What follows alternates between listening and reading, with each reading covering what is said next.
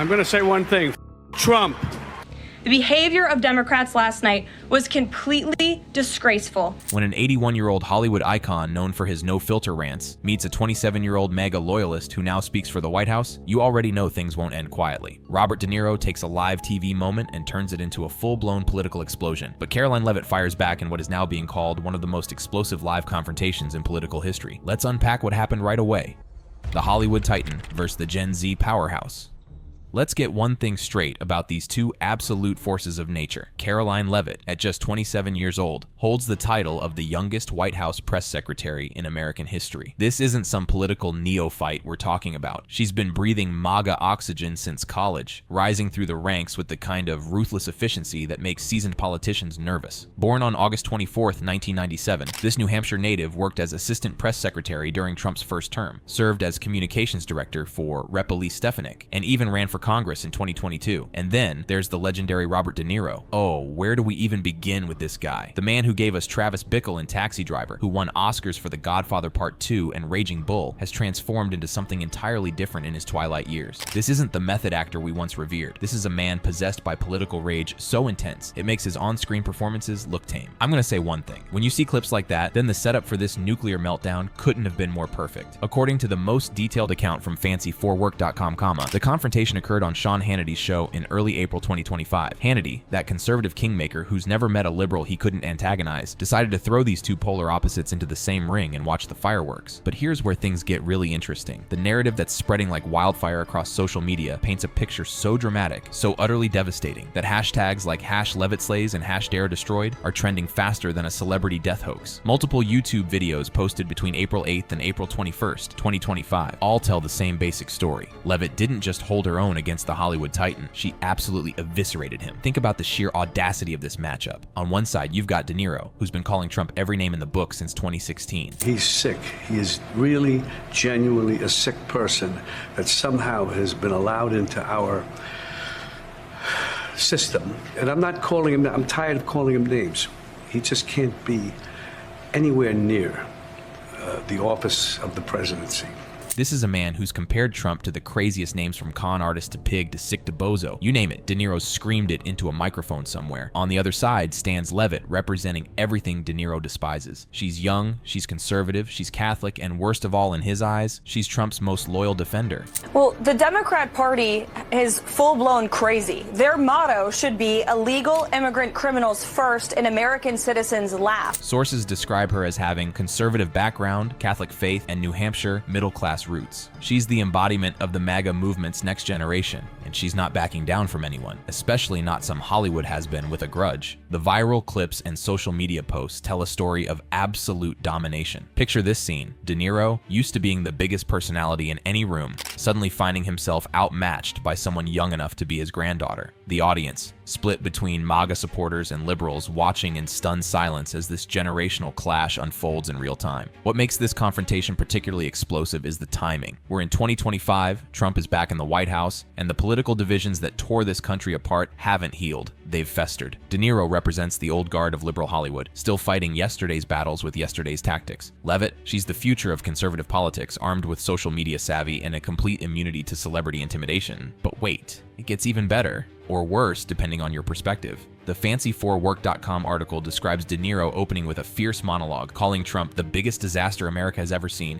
and dismissing Leavitt as his Gen Z puppet. In his words, can you imagine the sheer arrogance? A multimillionaire actor, practically the face of liberal Hollywood, standing on a national stage dripping with disdain and talking down to someone nearly 4 decades younger. De Niro, with his signature growl and gravitas, might have thought he was delivering another Oscar-winning performance. But this wasn't a film set. This was politics. Raw, messy, unscripted, and while his supporters may have cheered, others saw it differently. An aging icon out of touch, trying to bully his way through relevance. The stage was set for what social media quickly dubbed the political beatdown of the century. Two completely different worlds collide under the bright lights. Old school Hollywood versus new school Washington. The seasoned provocateur versus the rising conservative firebrand. It wasn't just a generational clash, this was ideological warfare. Liberal fury versus conservative poise. Emotion versus calculation. And if the viral videos are to be believed, what happened next was nothing short of a complete annihilation. Viewers were glued to their screens as the atmosphere turned electric. De Niro unleashed every ounce of theatrical rage he could muster, but Leavitt didn't flinch. She fired back with cool-headed rebuttals, snappy one-liners, and a confidence that caught many off guard. For every dramatic pause De Niro delivered, Leavitt answered with a sharp, calculated reply. For every jab, she had a counter. And suddenly, the question on everyone's lips wasn't, did De Niro win? It was, did he overplay his hand? But was it really an annihilation, or just a masterclass in viral optics? Because here's where things get tricky. The internet is built for spectacle. It feeds off drama, outrage, conflict. And this moment had all three: seasoned celebrity rage, Gen Z confidence, and enough sound bites to fuel a week's worth of online debates. It's no wonder everyone picked a side and ran with it. Some saw a proud actor standing up for what he believed in. Others saw a Hollywood elite throwing a tantrum when faced with a well-prepared younger opponent. No matter your view, one thing is clear. This wasn't a quiet night on TV. And yet, beneath the chaos, something deeper played out. This wasn't just De Niro versus Leavitt. This was two visions of America colliding on live television. He, representing an era fueled by passion, protest, and celebrity outrage. She, embodying a new kind of political strategy, polished, media-trained, and deeply aware of how to win the internet even when losing the room. Neither side backed down. Neither side admitted defeat. But both made one thing clear: the culture war isn't cooling off anytime soon. So was it a beatdown, a takedown, or just the latest act in America's never-ending political theater? Whatever it was, one thing's certain: the internet won't stop talking about it anytime soon. The brutal takedown, when Leavitt went for the jugular. Now we get to the meat of this absolute train wreck. According to the detailed account that's been circulating, De Niro didn't just criticize Trump. He went after Leavitt personally, mocking her age, her credentials, and even her faith. The man actually had the audacity to say, she prays every day? Fine, but if she's praying to cover for Trump, even God can't save her. Can you believe the nerve of this guy? Here's Robert De Niro, a man who's made millions playing tough guys on screen, trying to bully a 27-year-old woman on national television by attacking her religious beliefs. The audience reportedly split right down the middle, MAGA supporters booing, liberals cheering. It was like watching a gladiator match where the lions had already picked their favorite. But here's where the narrative takes a spectacular turn. Leavitt, described as composed and purposeful, didn't crumble under the Hollywood Titan's assault. Instead, she fired back with precision strikes that left De Niro reeling. The viral accounts describe Leavitt contrasting her background with De Niro's. I grew up in New Hampshire, middle class, versus you opened restaurants in Nobu and played gangsters. She's painting a picture here. The hard-working American versus the out-of-touch celebrity. It's a narrative as old as time, but delivered with Gen Z precision. And then came the moment that supposedly broke the internet. Leavitt defended her faith with a line that's now plastered across conservative social media. I pray for strength, not for Trump, but for this country. You act tough on screen. I live it. Can we just pause and appreciate the savage beauty of that comeback? She's not just defending herself. She's exposing the fundamental disconnect between Hollywood fantasy and political reality. De Niro plays tough guys. Leavitt deals with actual tough situations every single day as press secretary. But the absolute nuclear moment? When Leavitt reportedly delivered this viral line, Trump won because Americans chose him, not you. I'm not a puppet. I'm the voice of millions. That's when the studio allegedly erupted. The accounts describe De Niro visibly shaken, muttering, "You're good," while struggling to regain his composure. The crowd supposedly sensed his weakness, and Leavitt's performance dominated the segment. Let's talk about what this represents in the broader political landscape. How he's taken more than 400 executive actions on his key promises. The expectations were high, and President Trump is exceeding them. According to brand new polling from the Daily Mail, President Trump has never been more popular as his approval ratings are reaching historic highs. This is the context in which this debate allegedly took place. Trump riding high, his team confident, and the opposition scrambling. The viral narrative continues with Leavitt going for the jugular. She reportedly aired De Niro's 2016 pro-Obama comments, exposing what she framed as his hypocrisy. Think about the strategic brilliance of that move, using his own words against him, showing that his political positions shift with the winds of Hollywood fashion. Social media exploded with hashtags like #LeavittSlays, #PuppetNoMore, and hilariously, #DarrowDestroyed, a misspelling that somehow makes the whole thing even more viral. The internet loves nothing more than watching a David versus Goliath story, especially when David is a young conservative woman taking down a Hollywood liberal icon. Even Sean Hannity, according to these accounts, had to acknowledge Leavitt's triumph. The studio, we're told, belonged to her by the end of the segment. Picture that, Robert De Niro, the man who's commanded screens for decades, reduced to a supporting player in Karoline Leavitt's coming out party. But here's where the story gets even more interesting. The research reveals that there are actually conflicting narratives about who destroyed whom. While most sources favor Leavitt, some ex-posts claim De Niro didn't hold back. and that it was Leavitt who reacted furiously. This discrepancy should be setting off alarm bells, but the internet doesn't care about nuance when there's a viral moment to exploit. The YouTube videos, all with nearly identical titles, have been spreading like wildfire since early April 2025, each one promising the same thing: absolute destruction, furious reactions, and viral insanity. The alleged confrontation taps into every culture war button imaginable. It's young versus old, conservative versus liberal, working class versus Hollywood elite, faith versus secularism. It's the perfect storm of political theater, designed to inflame passions on both sides. If it goes the other way, I keep saying this, you will see things that, like you'll see, it's like invasion of the body snatchers.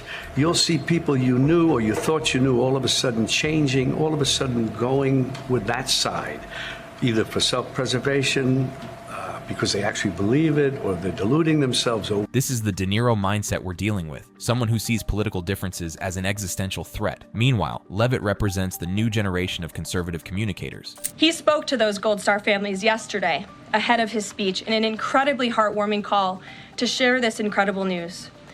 And as President Trump asked in his speech last night, how could anyone possibly be opposed to any of this action that he is taking?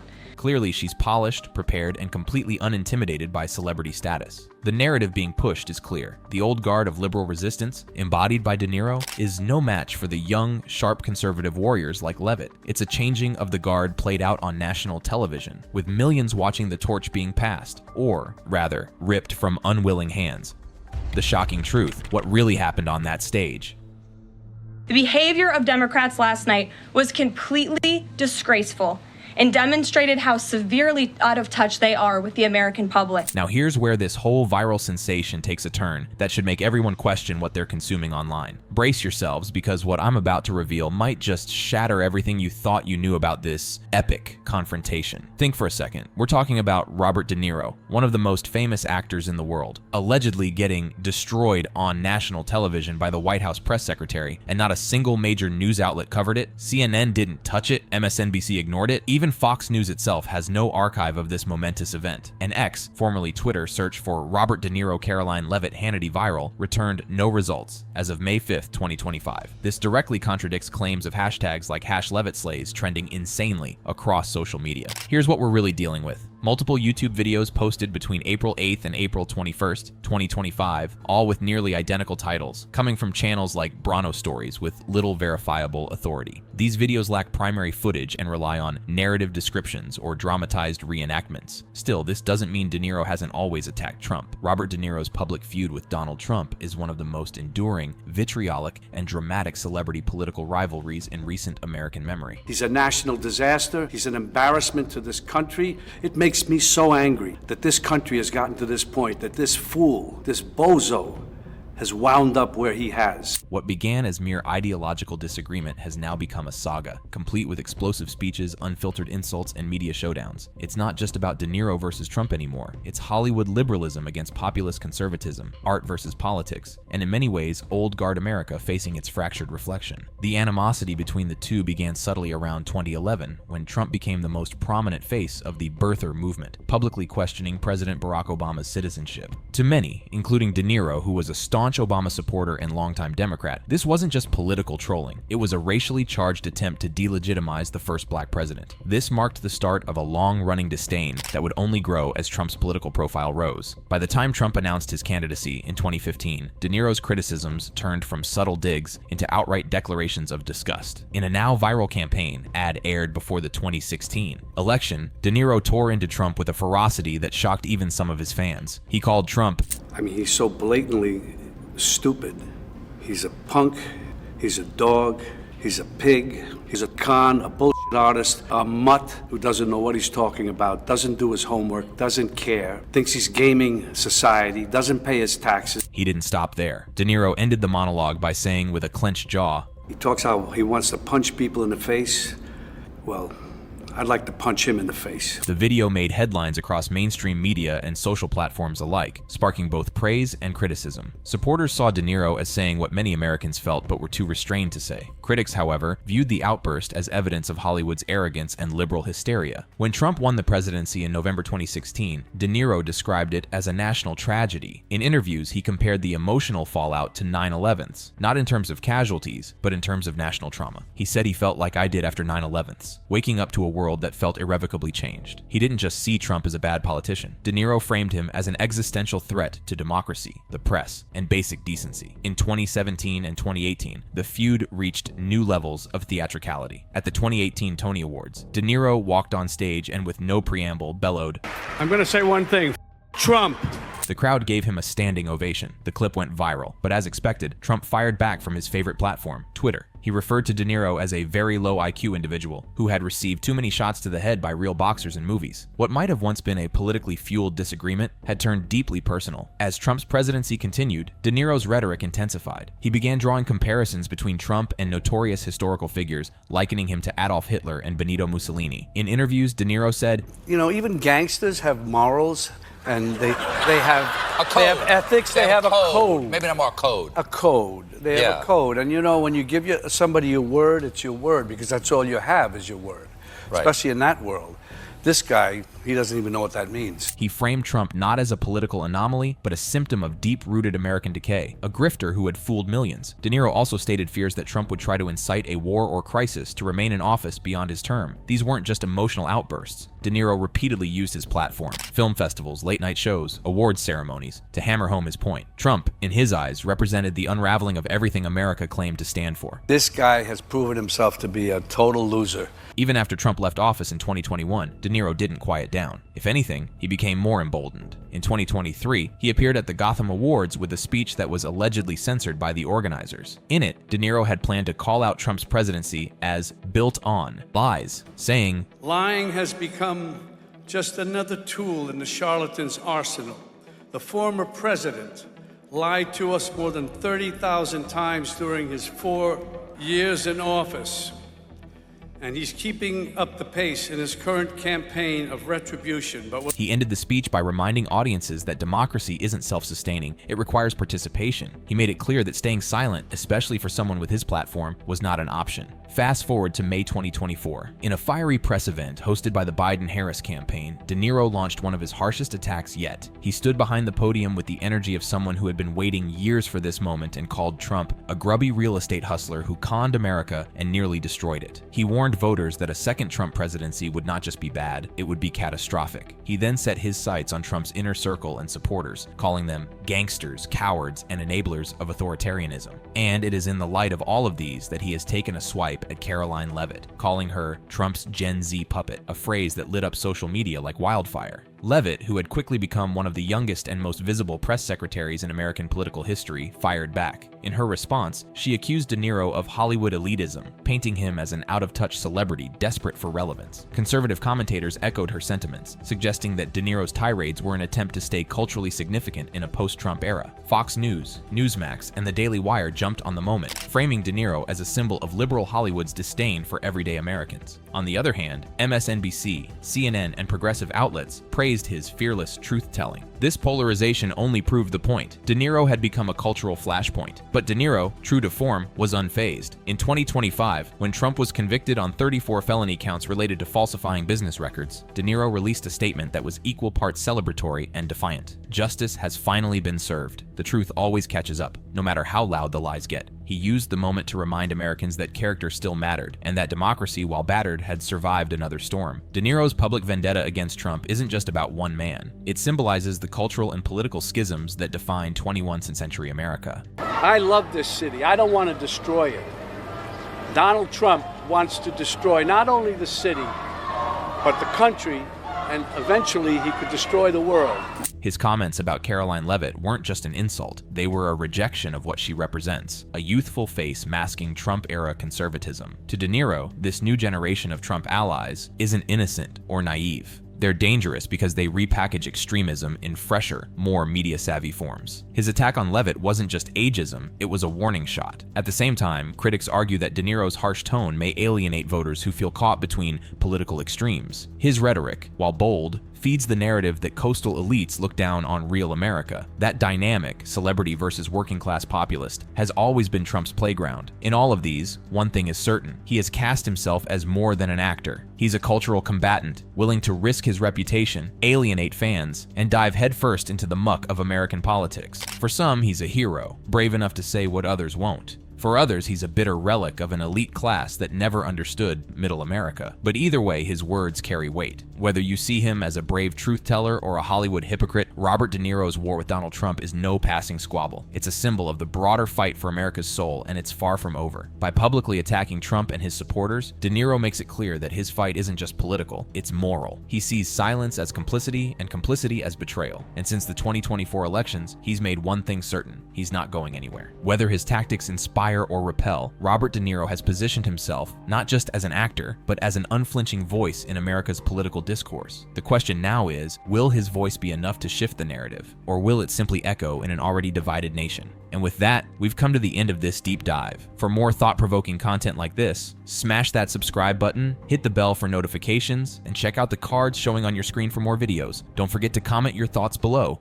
Let me be clear, there will be no unilateral reduction in tariffs against China. The president has made it clear. Karoline Leavitt's recent live interview was nothing short of a tragedy. It went off the rails almost instantly. She tried to outsmart the media, but instead ended up completely embarrassing herself on a national stage. From what most consider to be inaccurate claims during a White House briefing, to desperate attempts to spin the narrative, she practically handed her critics all the ammunition they needed. Today, we're breaking down exactly how it all unraveled, and why it's exploding across the headlines.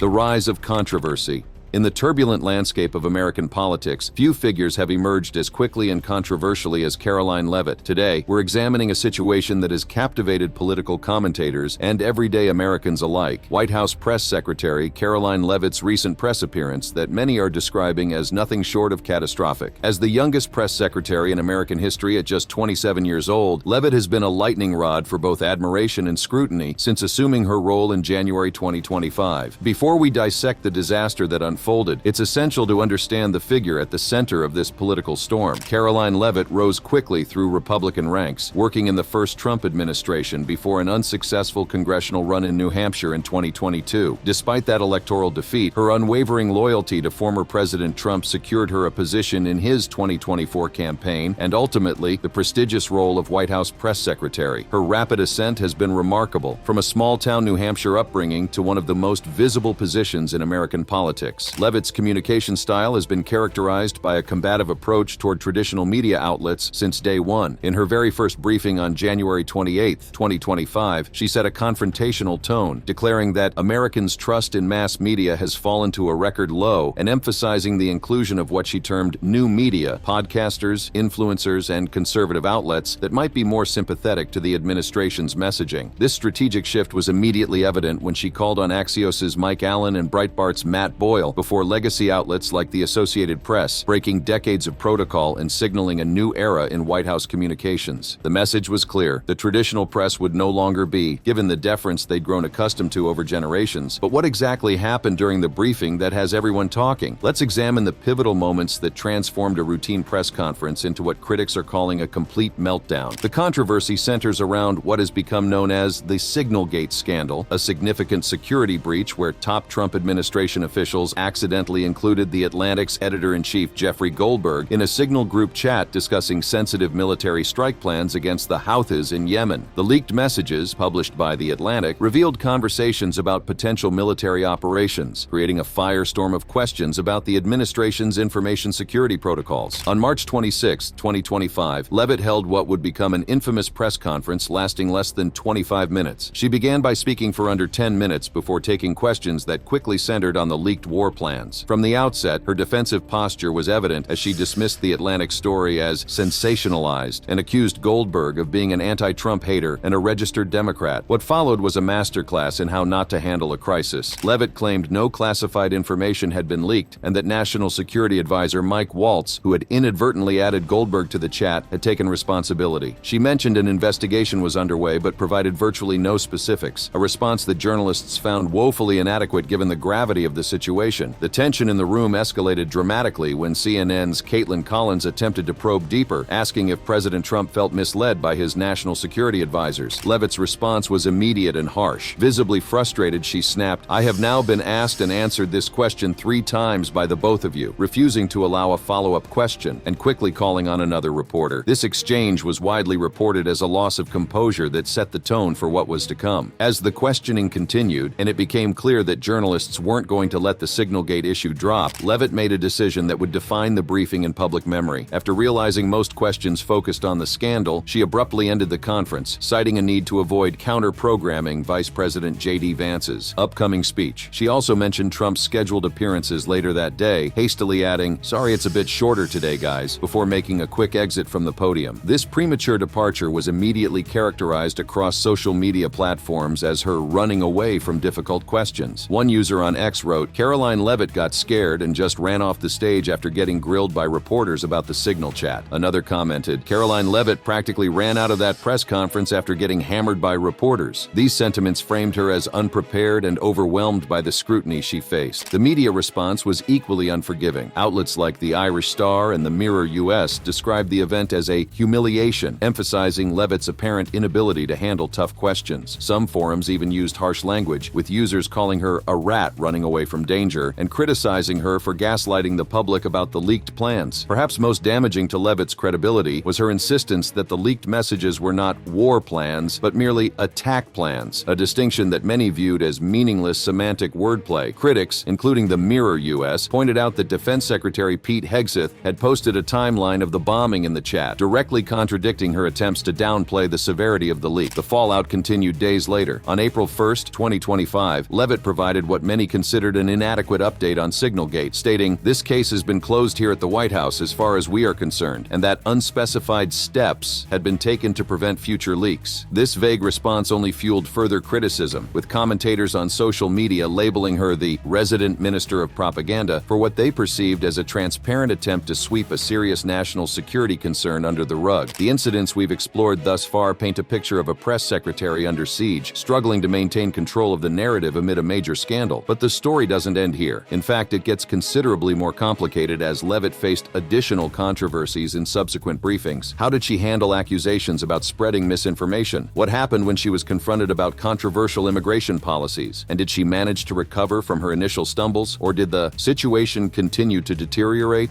The unraveling.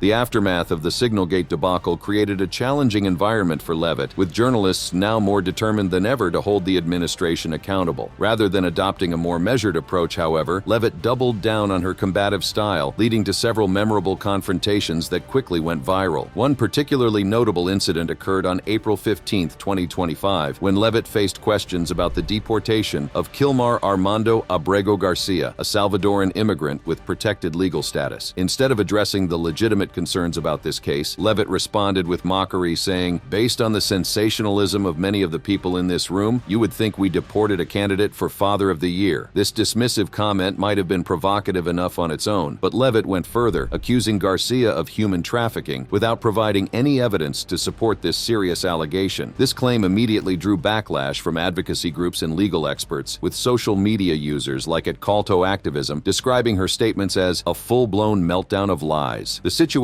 deteriorated further the following day. On April 16, 2025, in what observers described as bizarre behavior, Leavitt initially asked if reporters had questions, but then refused to take any, leading to perceptions that she was tired and defeated. One ex-user, at Lippy Addiction, suggested she was at her breaking point, a sentiment that gained traction as video clips of the awkward moments circulated online. What made these incidents particularly damaging was the growing perception that Leavitt wasn't just struggling under pressure, but actively engaging in deliberate misinformation. Posts on X accused her of using planted stooges in the press room to field softball questions, a claim that gained credibility when the New York Times published an analysis highlighting her reliance on friendly media outlets. Critics described this tactic as authoritarian, with one social media comment stating, "This is how authoritarian states are run." The controversies weren't limited to immigration and media management. Leavitt's handling of economic policy, particularly regarding tariffs, also became a flashpoint. In a Fox News appearance that quickly went viral, she made claims about international trade negotiations that left even the typically friendly Fox hosts visibly confused. In this remarkable exchange, Leavitt attempted to clarify the administration's tariff policy, but instead created more confusion with contradictory statements. The Fox News host directly asked about the timetable for reducing tariffs against China, noting that Trump had been ambiguous about it. Let me be clear, there will be no unilateral reduction in tariffs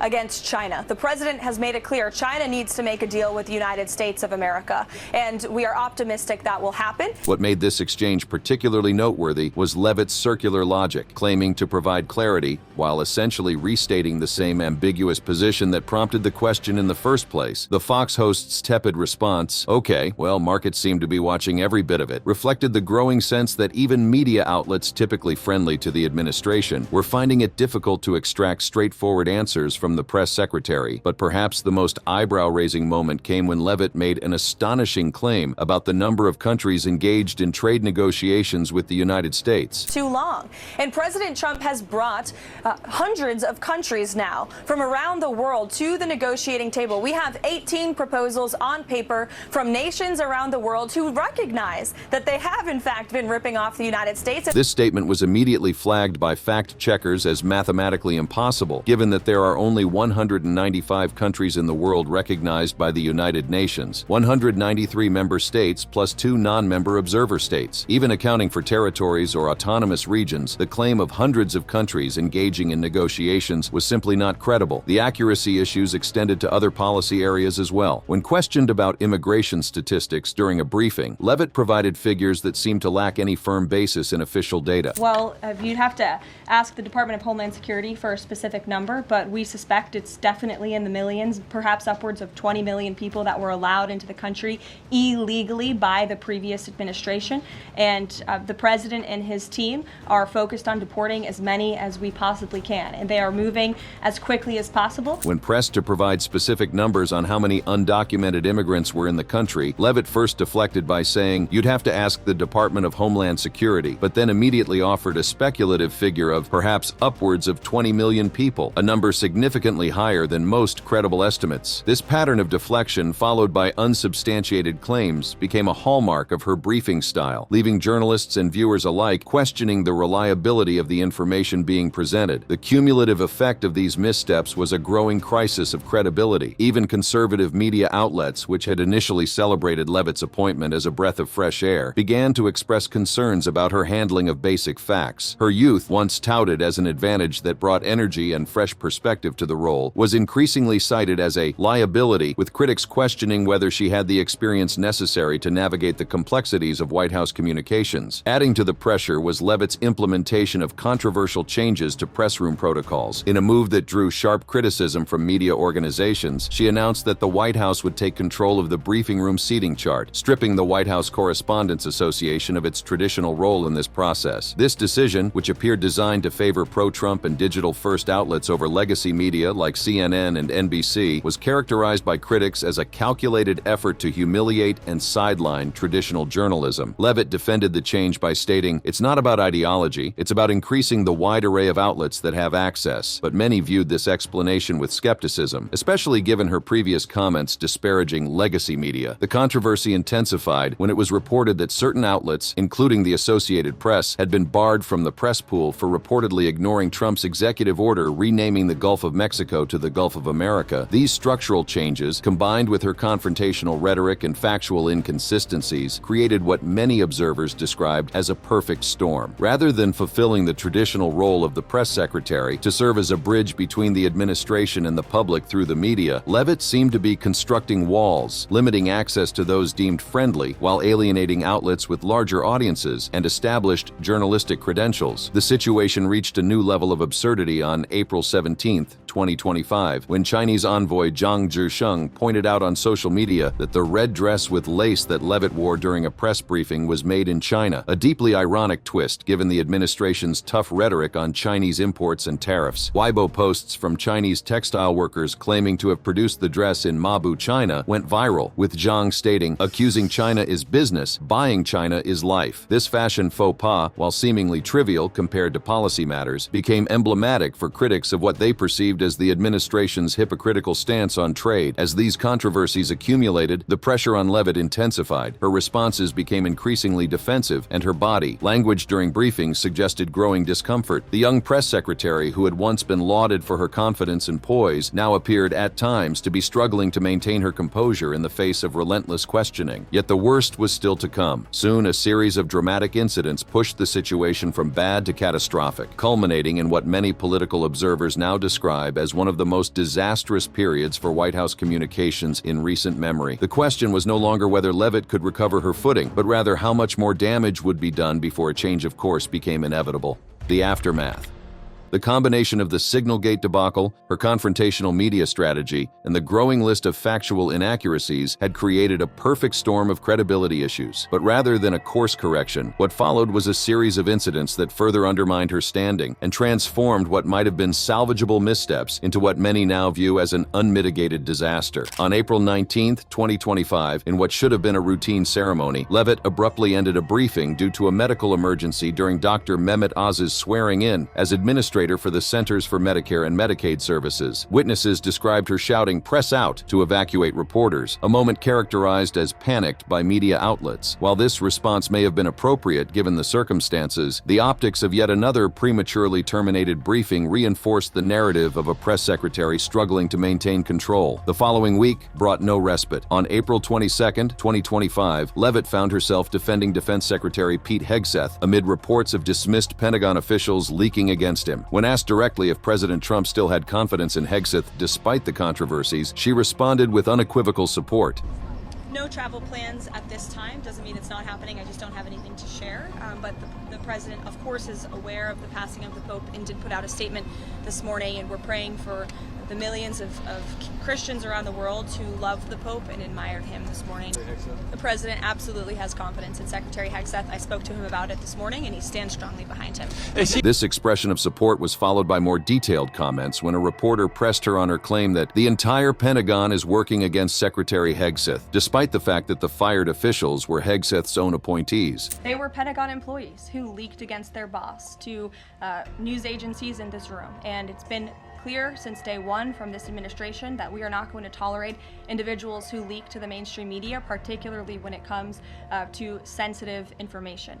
And the Secretary of Defense is doing a tremendous job, and he is bringing monumental change to the Pentagon. Her characterization of the fired officials as disloyal leakers contradicted reports that they were part of Hegseth's inner circle, raising questions about her grasp of the situation or willingness to present an accurate picture. More troubling was her blanket dismissal of leaks to the mainstream media as inherently problematic, regardless of the substance or public interest in the information being revealed. This stance on leaks appeared particularly hypocritical given the administration's own challenges with information security, as exemplified by the Signalgate scandal. Leavitt's attempt to frame media reporting based on such leaks as a smear campaign further strained her relationship with journalists who viewed their work as essential accountability reporting. The controversy over Leavitt's handling of press briefings extended beyond specific policy issues to encompass broader concerns about the administration's media strategy. A New York Times analysis claimed she relied on planted stooges in the press room to field softball questions, enabling her to push administration talking points with minimal scrutiny. While this characterization may have been overblown, there were legitimate questions about the systematic favoring of sympathetic outlets and the marginalization of those perceived as critical. Leavitt's personal style also became a subject of discussion. Her practice of praying with staff before briefings, reported by The Washington Post, sparked controversy when social media users characterized it as a vile PR stunt, a criticism that supporters viewed as an unfair attack on her sincere religious expression. This incident highlighted how even aspects of Leavitt's personal approach to the job had become politicized in the intensely partisan environment of Washington. The cumulative effect of these controversies was a press secretary increasingly viewed through polarized lenses. Supporters, particularly on conservative platforms like Fox News News and accounts like @Vigilant Fox on X praised her for shattering media narratives and standing firm against what they perceived as hostile questioning. Critics, meanwhile, saw a propagandist who prioritized loyalty to Trump over factual accuracy and transparent communication with the American public.